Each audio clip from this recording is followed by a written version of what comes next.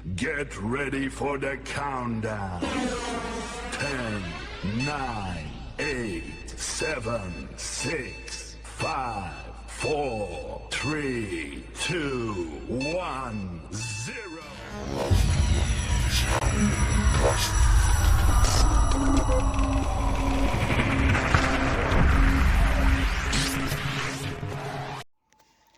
Assalamualaikum warahmatullahi wabarakatuh. Perkenalkan, nama saya Dendra Miana Rahyuningrum dari kelas Tadris IPS 5B yang akan menjelaskan materi negara maju dan negara berkembang yang akan kalian dapatkan di kelas 9 SMP semester 1.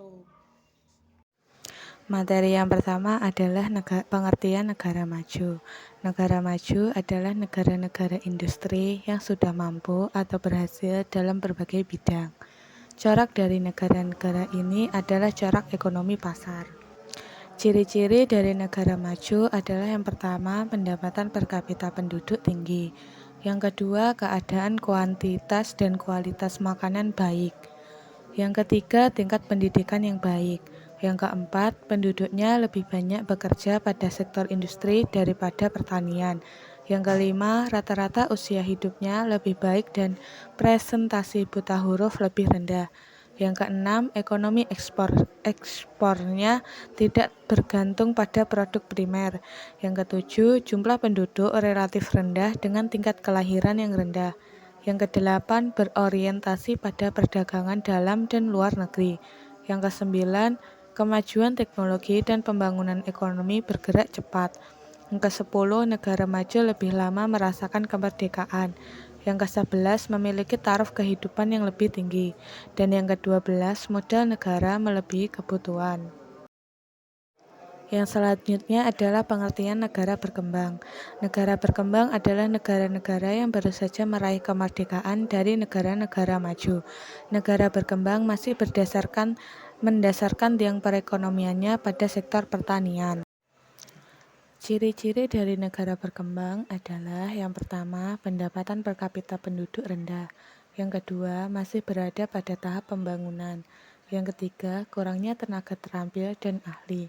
Yang keempat, belum memadainya sarana dan infrastruktur. Yang kelima, penghasilan pegawai yang rendah. Yang keenam, rendahnya kualitas ilmu pengetahuan dan teknologi. Yang ketujuh, keadaan kuantitas dan kualitas makanan rendah. Yang kedelapan, tingkat pendidikan yang rendah. Yang kesembilan, penduduknya lebih banyak bekerja pada sektor pertanian daripada industri.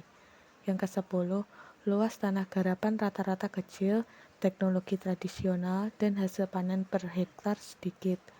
Yang ke-11, umumnya berada pada daerah tropika. Yang ke-12, rata-rata usia hidupnya lebih rendah dan presentasi buta hurufnya lebih tinggi. Yang ke-13, jumlah penduduk banyak dengan tingkat kelahiran yang tinggi. Yang ke-14, umumnya merupakan bekas negara jajahan. Info menarik. Negara Burundi menempati urutan pertama sebagai negara termiskin di dunia pada tahun 2020 berdasarkan data dari IMF. Pendapatan per kapita negara ini sebesar 263,67 US dollar. Berdasarkan Global Finance Magazine, sebanyak 82,1% masyarakat di Burundi memenuhi kebutuhan hidup hanya dengan uang sebesar 1,25 US dollar. Materi yang kedua adalah indikator negara maju dan negara berkembang. Ada beberapa indikator yang digunakan untuk membedakan antara negara maju dan juga negara berkembang. Indikator tersebut adalah sebagai berikut. Yang pertama adalah pendapatan per kapita. Pendapatan per kapita adalah angka perbandingan antara pendapatan nasional suatu negara dan juga jumlah penduduk.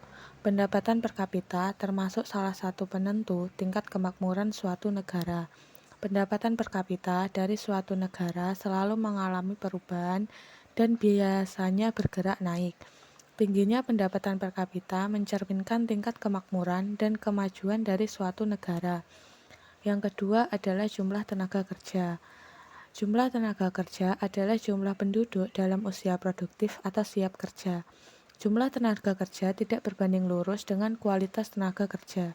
Jumlah tenaga kerja yang banyak di suatu negara belum bisa mendukung negara tersebut menjadi negara maju, Karena untuk menjadi negara maju bukan jumlah tenaga kerja yang banyak, tetapi memerlukan tenaga kerja yang profesional dan terampil. Yang ketiga adalah sumber tenaga mesin dan listrik.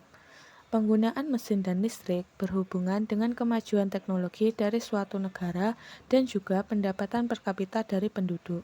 Semakin tinggi teknologi dan pendapatan per kapita penduduk di suatu negara, berarti semakin tinggi konsumsi bahan bakar yang dibutuhkan sebagai sumber tenaga. Yang keempat adalah angka harapan hidup. Pencapaian tinggi angka harapan hidup ini sangat berhubungan dengan ketersediaan fasilitas kesehatan. Sedangkan kemampuan untuk menyediakan fasilitas tersebut berhubungan dengan tingkat kemajuan ekonomi yang dicapai oleh negara tersebut. Yang kelima adalah mata pencaharian dan penggunaan lahan. Negara-negara maju sebagian besar penduduknya bekerja di bidang industri, dan negara-negara berkembang sebagian besar penduduknya masih mengandalkan bidang pertanian dan agraris. Yang keenam adalah indeks statistik negara atau indeks teknologi dan indeks demografi. Indeks teknologi meliputi GNP atau Gross National Product, lalu produk energi, konsumsi industrialisasi, transportasi, dan perdagangan. Indeks demografi meliputi jumlah penduduk, tingkat kelahiran dan kematian, kepadatan penduduk, dan tingkat pertumbuhan penduduk. Itulah 6 indikator yang membedakan antara negara maju dan negara berkembang.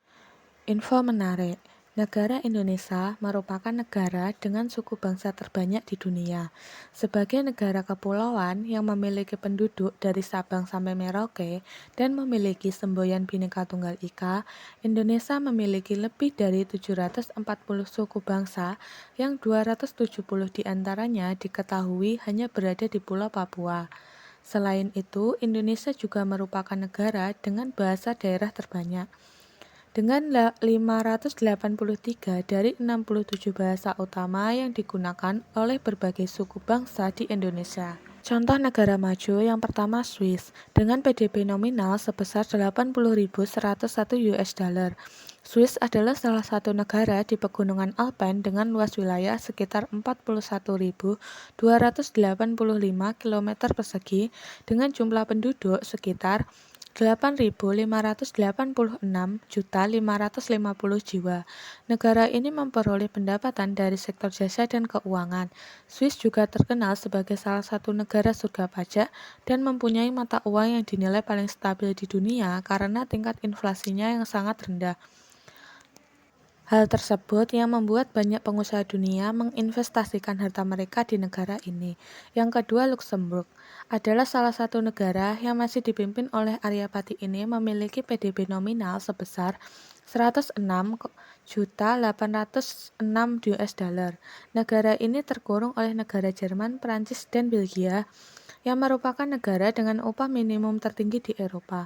Negara ini memiliki luas wilayah sekitar 2.586 km persegi dengan jumlah penduduk sekitar 613.896 jiwa. Luxembourg memperoleh pendapatan dari sektor industri dan jasa keuangan. Negara ini merupakan salah satu negara dengan pajak yang rendah yang membuat banyak perusahaan besar banyak yang mendirikan usahanya di negara tersebut. Yang ketiga adalah Monaco dengan nilai PDB nominal sebesar 165.421 US dollar menempatkan Monaco ke dalam daftar negara maju di dunia. Monaco adalah salah satu negara kota berdaulat di Eropa Barat dan berbatasan dengan negara Prancis dan negara Italia. Negara ini mempunyai luas sekitar 2,2 km persegi dengan jumlah penduduk sebanyak 38.400 jiwa, yang merupakan salah satu negara terpadat di dunia berdasarkan luas wilayah dan jumlah penduduknya. Salah satu sumber pendapatan utama dari negara ini adalah sektor pariwisata. Setiap tahunnya, negara ini banyak wisatawan yang berkunjung ke negara Monaco karena tertarik dengan kasino dan iklim di negara tersebut. Contoh dari negara berkembang yang pertama Indonesia. Indonesia memanglah salah satu negara berkembang yang ada di Asia Tenggara. Terdapat beberapa alasan utama mengapa Indonesia bisa menjadi negara berkembang. Yang pertama, pertumbuhan penduduk di Indonesia sangatlah tinggi. Maka pemerintah menggalakkan 2 anak dalam satu keluarga. Karena dampak perkembangan negara, jika penduduk terlalu banyak tentu dapat menghambat kemajuan negara. Alasan selanjutnya ialah kualitas hidup rendah. Kualitas hidup meliputi kesehatan, pendidikan, buta huruf, dan baca serta hal lainnya. Yang kedua adalah negara Fiji. Fiji adalah negara yang terletak di selatan Samudra Pasifik. Fiji atau disebut Republik Fiji merupakan sebuah negara kepulauan yang merdeka pada 10 Oktober 1970. Fiji terdiri dari 322 pulau dengan 2 pulau terbesar yaitu Viti Levu dan Vanuatu. Luas wilayah negara Fiji sekitar 18.300 km persegi. Sumber utama devisa di negara Fiji berasal dari sektor pariwisata. Populasi penduduk di negara Fiji adalah 926.276 jiwa. Bentuk kerjasama negara maju dan negara berkembang di dunia dimulai dari tujuan kerjasama. Yang pertama, mencukupi kebutuhan masyarakat masing-masing negara. Yang kedua, memperkuat perekonomian negara, perdagangan, dan investasi dengan negara lain. Yang ketiga, meningkatkan kerjasama dalam ilmu pengetahuan dan teknologi. Yang keempat, menciptakan adanya rasa aman dan menegakkan perdamaian dunia. Yang kelima, mencegah atau menghindari konflik yang mungkin terjadi. Dan yang keenam, mempererat hubungan persahabatan antar negara. Bentuk kerjasama internasional berdasarkan letak geografis dibedakan menjadi beberapa macam. Yang pertama, kerjasama internasional, yaitu kerjasama negara-negara dari berbagai belahan dunia. Misalnya, kerjasama di bawah naungan IMF dan PBB. Yang kedua adalah kerjasama regional, yaitu bentuk kerjasama beberapa negara dari suatu kawasan atau wilayah tertentu, misalnya Uni Eropa, AFTA, dan lain-lain. Yang ketiga adalah kerjasama interregional, yaitu kerjasama yang dilakukan oleh negara-negara yang berada di suatu kawasan dengan negara-negara di kawasan lain, misalnya kerjasama ASEAN dengan Uni Eropa.